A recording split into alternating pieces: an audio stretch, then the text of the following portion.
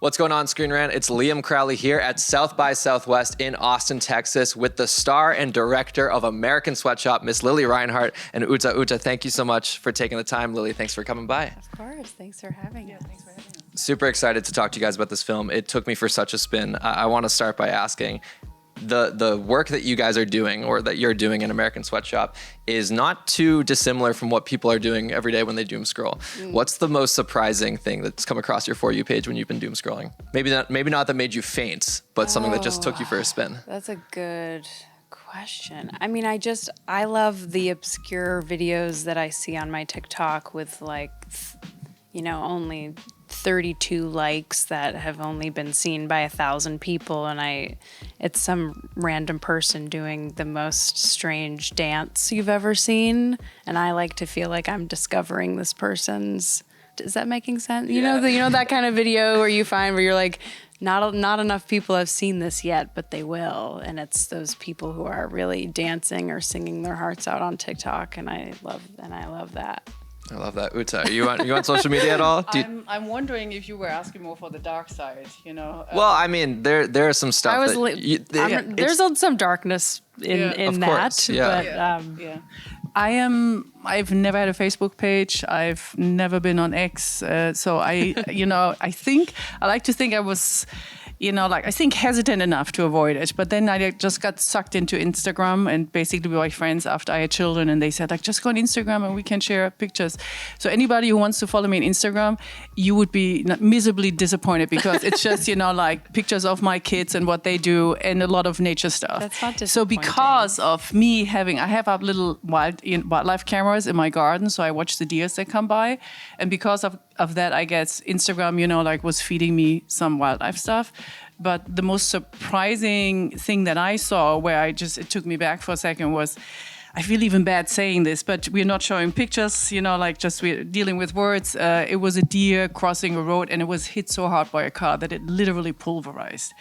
And I was just like, it was one of my American Sweatshop moments where I felt like, I wish I could unsee this. And how did that end up in my feed? Right. And it just must just be because of the deers that I post myself, But that was my American Sweatshop moment where, one of many others, where I felt like I wish I could unsee that. Well, based on what you're posting, it feels like that's something that's a profile you'd probably want to come across in American Sweatshop. That'd be a delight. Easier part of your day. When it comes to getting in the headspace for this character, I'm just curious about that creative process, because she's going through so much, and she tries to keep her personal life and her professional life so separate, but they feel so tethered no matter what she tries to do. What was that creative process for you getting into Daisy's headspace? I mean, I think I was lucky in that it was on the page, and for this movie it was so plot driven, and Daisy's really put into this. It wasn't as character driven, which, not to say that I didn't try to make Daisy a full 3-dimensional human being, but it really was about what was going on around her and kind of living through that experience with her. And I think we all just can relate to seeing something on the internet that sticks with you and replays in your head. And I think I've seen plenty of those things and had those experiences. So I guess without fully trying to traumatize myself, was tapping into, a little bit of the OCD of when you can't get something out of your head and you can't focus on your work because you're in another world mentally, and kind of the disassociation that comes with that. That was pretty easy for me to tap into. Yeah, something I find really cool about this film is it feels very similar to Severance in a certain way. And I know you directed some episodes of Severance. Did either of those projects inform each other when it comes to just wanting to have that divide between your professional and personal life, but having those professional moments continue to seep in no matter what happens? Yes. I think, having been, from a creative standpoint, I can say that I had just come off Severance, when I did American Sweatshop. And I think my visual approach to American Sweatshop was definitely influenced by Severance, just to take, nobody to answer to. I could do whatever I wanted to, which was wonderful, Yeah. There's a line in this movie, I want to read it verbatim so I don't get it wrong, where you say, that being Daisy, computers can't feel grief. They're paying us for our pain. Do you know that was a bar when you said it? Did I know it was a bar? Yeah, come on. You like that? That line is going to stick with me long after many months of digesting this film. Well, that's a Matt.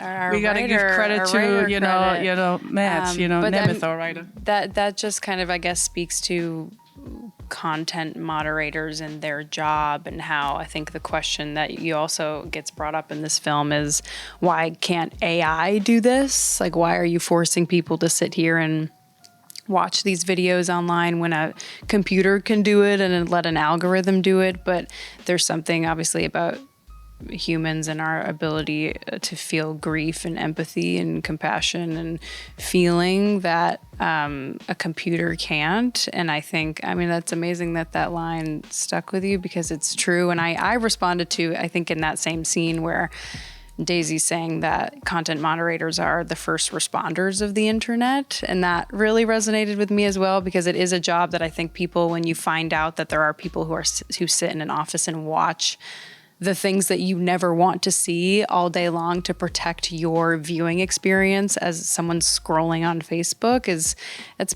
pretty incredible. And it's amazing kind of what those people take on in order to, try to make the internet a better, more enjoyable, less traumatizing space. Has it changed the way that you consume social media? I think in the last year in general, I've personally tried to consume less. I've tried to not doom scroll as much. I try to really, it's so easy to tell what algorithm is working on each platform. And so was really into nails, and my entire Instagram page is all nails. And I'm like, okay, well, that makes sense. And I think when you look at and engage with content that is happier or inspiring, that's what you're going to keep getting. And so I think just being smart about what I'm liking and what I'm engaging with has brought my social media to be a more pleasant experience, because I'm just engaging with lighter things. Very much so. Obviously, the story is something that impacted me a lot watching this. It's the line stuck with me. Something that also stuck with me was the camera work. There's one particular shot where when Daisy's about to post the video on Reddit, I'll leave it ambiguous, you take a handheld camera and go for a quick zoom, kind of like a dolly zoom, but it has that kind of shaky cam effect. Why, when it comes to deciding for a shot like that, you can't repeat that shot too many times in a movie, if at all more than once. You got to kind of use it once. Why was that the right moment to use that particular shot? Because that's the big moment, that set a lot of things off, and where she really involves herself. She goes on the internet herself and to become active, to track this guy down. And that's a key moment in our movie that sets a lot of, gets a lot of things going. And when it comes to Daisy making that pursuit, what gives her that strength to go beyond her work and let what is happening in her work influence what she's doing with her personal time? I think there's just something to be said about how numb a lot of us have. The whole movie speaks to the narrative of how all day long you're presented with content, and how numb we are to things that we should not be numb to.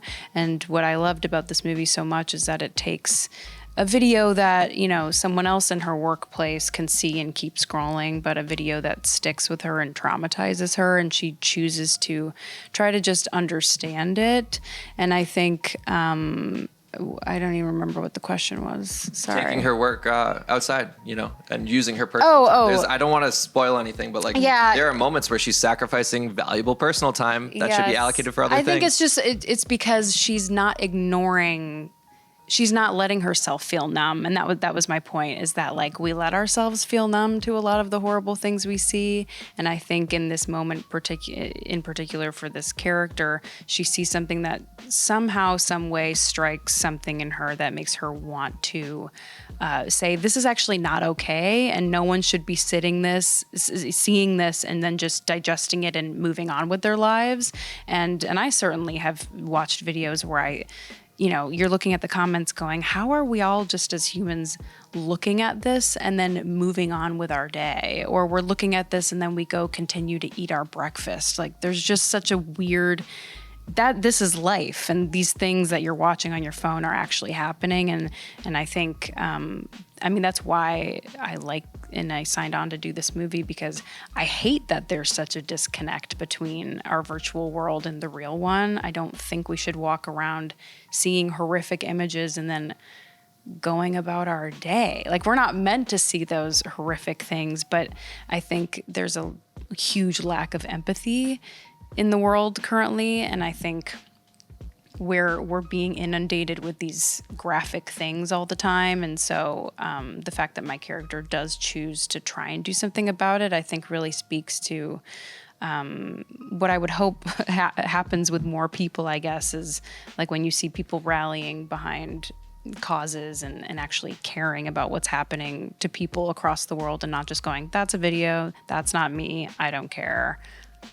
If that answers that. No, it very much does. It reminds me of I had a psych class in college where they talked about like the bystander effect of like, oh, if someone's passed out, someone else will call the ambulance. Someone will. And if everyone has that mentality, nothing ever happens. Yeah, so exactly. A character like Daisy actually taking a stand, hopefully it reaches the right people and more people will flag videos and certain things.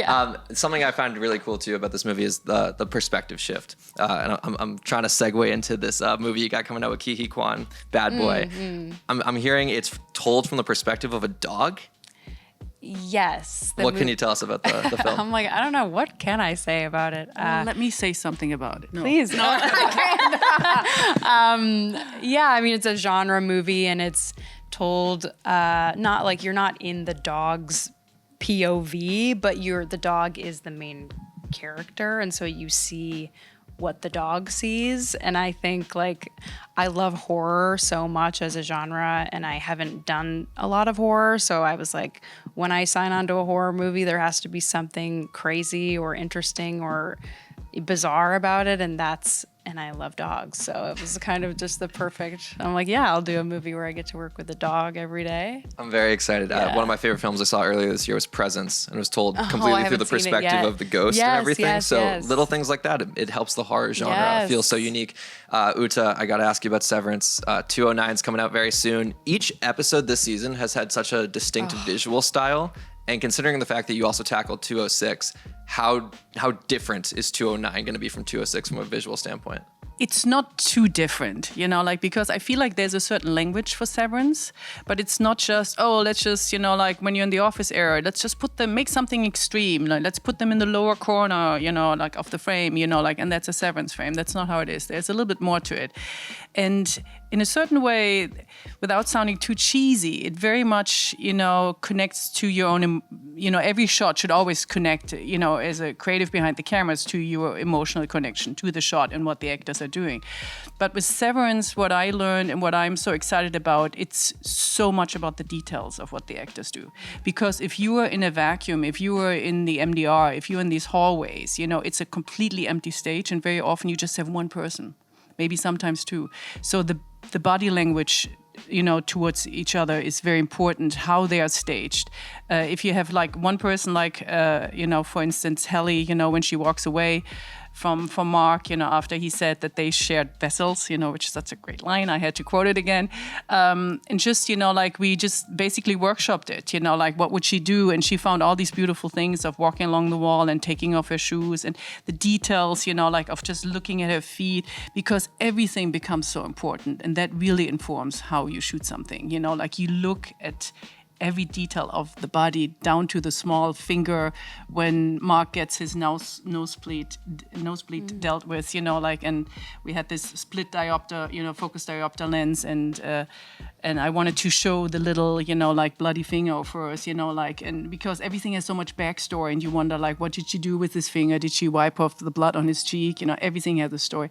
So I just love that you were able to look at each character like a piece of art in itself. And that's how you shoot them and portrait them. So you really dig deeper and you really think a lot about how these people, these characters almost look like statues of art when you see them just by themselves, and even if it's just sitting or standing somewhere, because the spaces are just so unique and incredible.